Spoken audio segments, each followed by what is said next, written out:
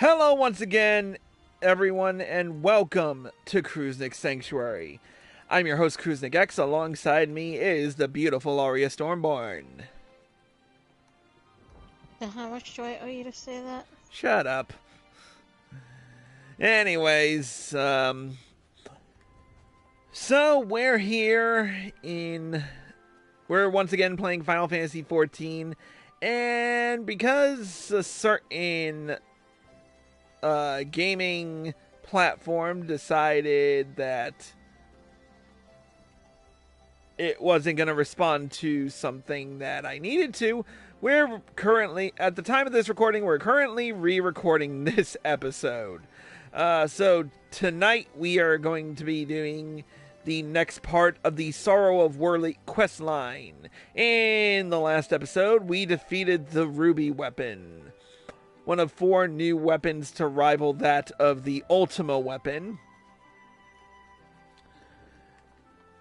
However, upon discovery, we found that the pilot of the Ultima weapon was a girl by the name of Melisandre?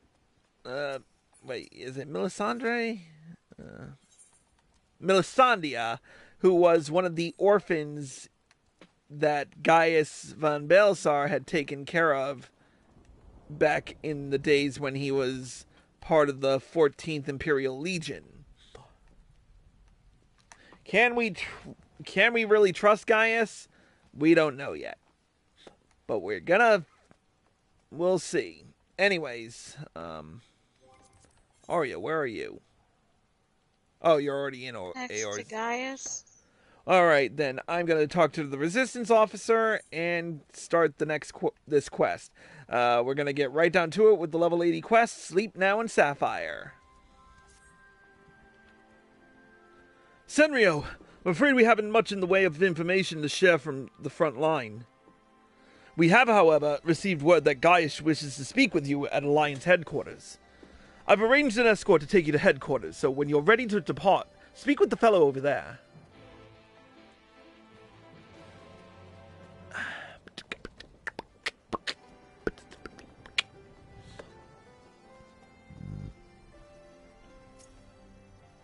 Here he is. Ready to head out?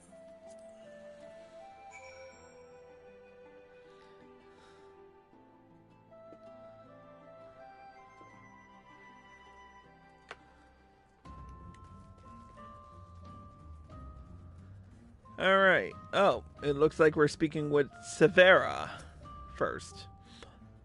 Good. You're here.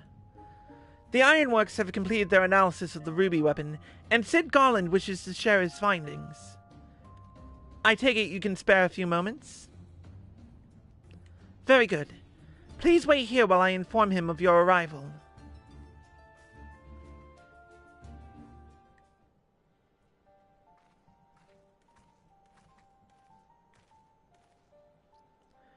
Glad you could make it, Senryo.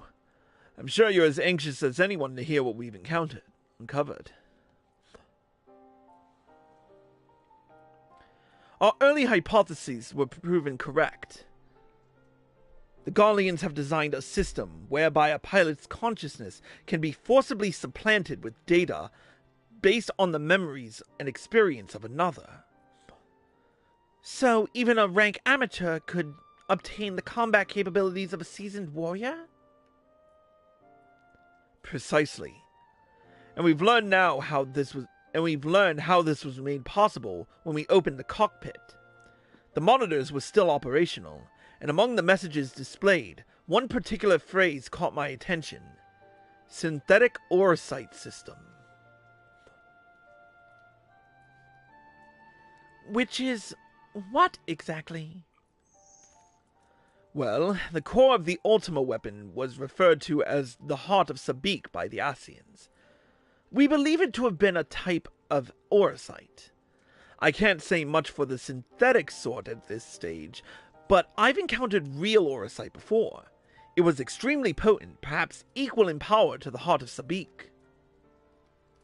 It's unclear whether the Garlean simulacrum possesses the same properties as genuine Orosight. but I intend to follow this avenue of inquiry to see where it leads.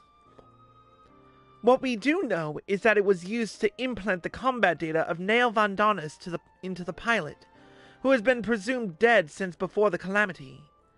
Are you any closer to discovering how they were able to retrieve this data?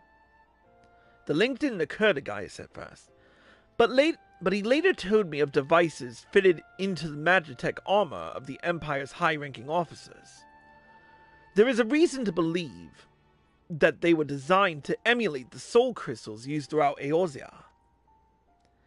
Yes, that was rumored to be its true purpose, but it was never publicly acknowledged. Perhaps those in the upper echelons of command wanted to avoid comparisons to so-called savages they were meant to be conquering. There is also the question of whether this system even functions as intended.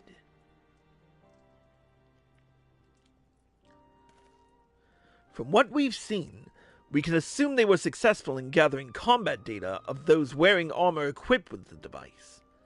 If the comparison with soul crystals is valid, perhaps this data was transferred via ether. However, it seems that it extracted not only memories relating to combat, but the soldier's very essence. As you saw, the pilot succumbed entirely to the will of Vandanis. Though this is merely supposition, it's possible that being fused with the ruby weapon's core accelerated the process and caused the deceased legatus to manifest in corporeal form. Could it be that the death of the pilot was caused by the system malfunctioning? It's hard to say. The ruby weapon itself was still largely intact when it was deactivated, which strongly implies that it was the synthetic auracite running amok that killed her, rather than the damage incurred during the battle.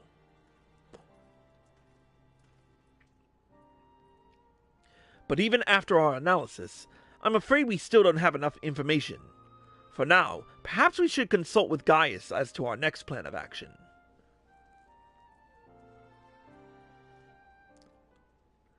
Alright, let's talk to Gaius.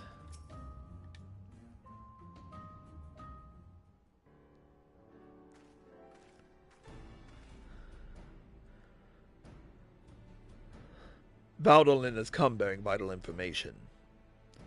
I traced the ruby weapon's path to the occupied territory of Werlit, which appears to be where it was built. My grasp of geography is surprisingly poor. Nah, where exactly is Werlit? Well, while Alamigo is placed on the western edge of Gimlet, Werlit lies on the opposite side, to the east.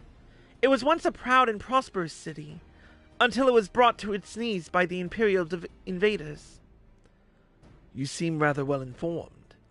Perhaps I should have taken you with me. I thought that much was common knowledge. It is also where Alphonse and the others were born. And now, the weapon project has brought them home. Yes, the place is now rife with Imperials. They have established an airship supply depot in the coastal town of Turncliffe. According to the locals, something resembling one of the weapons was transported there a few days ago. This bodes ill indeed. Were it possible, I would attempt to capture Alphonse and his followers before they can launch an offensive. However, the distance between here and Turncliffe presents a considerable obstacle, and in all likelihood their weapon will be ready long before we arrive. Approaching by sea would allow us to save time by circumventing their ground-based troops, provided we were able to secure a vessel. Or you could use the Enterprise and take the most direct route of all, as the crow flies. In fact, this is the perfect chance to put my top-secret plan into action. And might I ask what that entails? It wouldn't be much of a secret if I told you now, would it? What I can say is there's a starring role planned for you, Senryo. Why so surprised? You didn't think I'd let you get off that easily, did you? It'll be here soon, so don't go anywhere.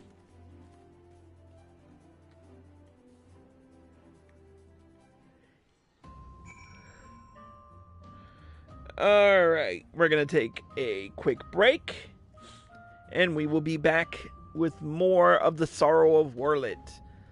That's it for this episode of Cruising Sanctuary. Thank you to Arya Stormborn for joining us. Yep. And thank you all for watching. I hope you all enjoyed the show.